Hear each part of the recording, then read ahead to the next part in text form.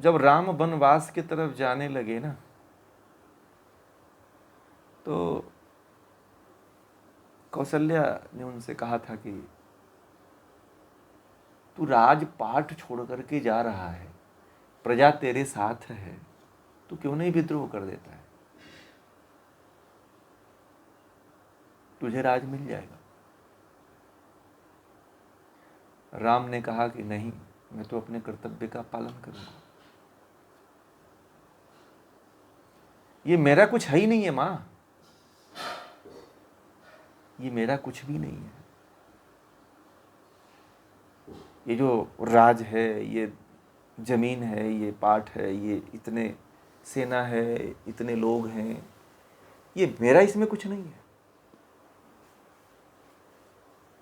ये तो सब परमात्मा का है, हम तो बस निमित्त मात्र। इस कौशल्या ने जानते हैं क्या, राम से कहा कि तुझे कोई नहीं समझा पाएगा। रोने लगी कौशल्या, राम आगे बढ़ गए।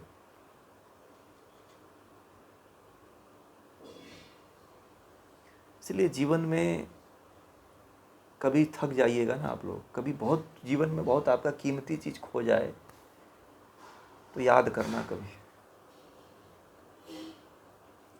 जीवन में आपका जो सबसे कीमती वस्तु है, कीमती चीज खो जाए तो उस समय भी याद रखना कि मेरा तो था ही नहीं, वो तो सब परमात्मा का था। एक महिला थी, 2001 की बात है, तो हम भी मेले में गए थे और उस महिला का, वह महिला चेन, सोने की चेन पहनी थी और मेले में उसके सोने की चेन को किसी ने काट लिया। ठीक है, और बहुत तेज, बहुत जोर जोर से चिल्ला करके रोने लगी वो। मेरे अंदर भी उतनी अभी समझ नहीं थी, इतना अध्यात्म का ज्ञान नहीं था। मैं भी इस दृश्य को देख रहा था। तो गांव की जो महिलाएं थी वो कह रही थी कि अब चिंता मत करे, माटी था तो भूल जाए। उनको भी नहीं पता था कि क्यों बोल रही हैं कि माटी था। रो रही थी महिला और उसको गांव की महिलाएं कह रही थी कि मिट्टी समझ करके उसको भूल जा, ये तेरा नहीं था। अब उनको नहीं पता है कि ये शब्द उनके भीतर कहाँ से आए और इसका क्या मतलब होता है कि ये मिट्टी है, ये तेरा नहीं था। इस बात को समझ रहे हैं? वो लोग अनपढ़ थे और मुझे भी इतना ज्ञान नहीं है, परंतु ये दृश्य और ये बात मुझे याद है। ठीक है, 2001 की बात बता रहा हूँ, आज से 23-24 साल पहले की बात है। ठीक है, उस समय मेले का बड़ा शौक हुआ करता था, हम लोग भी बचपन में खूब मेले जाया करते थे। तो उस समय की बात बता रहा हूँ। उस समय जो है वो महिला जो वहाँ आसपास खड़ी थी, गांव की महिलाएं, यही कह रही थी उस व्यक्ति से कि ये तेरा नहीं था, ये तो माटी है, तो भूल जा। वो महिला रोए चले जा रही थी और मैं इस दृश्य को खड़े होकर के मैं भी देख रहा था। भीड़ लगती है ना तो हम भी जा करके, कुछ भी होता था तो भीड़ लगती थी तो सब घेरते थे तो हम भी घेर लेते। आज भी स्वभाव है आदमी का, कोई भी आदमी कुछ होता है तो जाके वहाँ पे देखता है।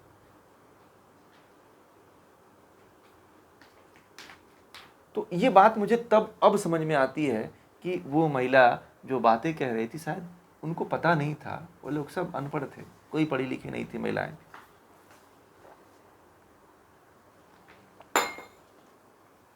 उसमें जितनी महिलाएं थी उसमें से कोई भी महिला पढ़ी लिखी नहीं थी, फिर भी ये उपनिषद की बात को उनसे कह रही थी।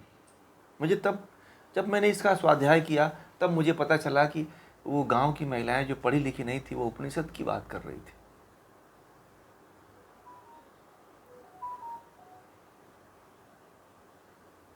मैंने कहा कि शायद अनजाने में इन्हीं लोगों को परमात्मा मिलता होगा। अनजाने में तो बहुत कुछ बोल गई वो महिलाएं कि उनको पता नहीं था कि ये उपनिषद की भाषा बोल रही। और मुझे इस बात का 10 साल 15 साल बाद पता चला, 10 साल बाद पता चला। और तब मैंने उस चीज़ को समझने का प्रयास किया कि अरे कितनी ऊंची बात हो कह के चली गई। इसलिए गांव में कहा जाता था पहले कि बड़े बुजुर्ग लोगों की बातें माननी चाहिए, सुननी चाहिए। ठीक है, बोल दे 5 मिनट लेट। ठीक है, समझ रहे हैं बात। इसलिए जो है जीवन में इस मंत्र को आज आप लोग ले लीजिए। कभी हार जाओ ना तो भी समझना कि ये मेरी हार ही थी, जीत नहीं थी, ये दूसरे के लिए जीत थी। कुछ मिल जाए और खो जाए तो भी समझ लेना कि ये परमात्मा की इच्छा थी। और यहाँ तक एक और बात बता दूं, यदि मृत्यु भी हो जाए ना तो भी ये बात समझ लीजिए, तो भी उस समय कहना कि हे परमात्मा ये तेरी इच्छा थी। नोट कर लीजिएगा इसको। यदि जिस समय आपकी मृत्यु हो उस समय ये शब्द अपने मुंह से जरूर निकाल देना कि हे परमात्मा तेरी जैसी इच्छा हो। ये मेरा नहीं था कि मैं इसके लिए रोऊं, ये शरीर मेरा नहीं है कि इस शरीर के लिए मैं व्याकुल हूं, ये चिंता करूं।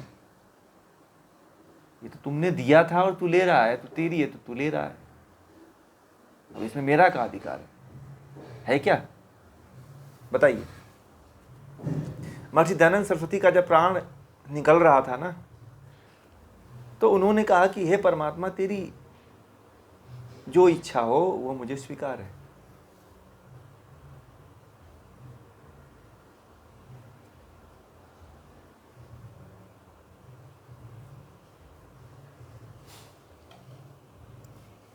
इसलिए जब प्राण निकले ना तो परमात्मा से कहना कि बस अब जो तेरा है वो तू ले रहा है, जो तेरी यही इच्छा है तो तू ले ले। ठीक है, तो ये उपनिषद की कुछ सार बातें थी जो मैं आप लोगों को कहना चाहता था। ये उपनिषद जितना बोलो ना उपनिषद के बारे में कम पड़ता है। ठीक है।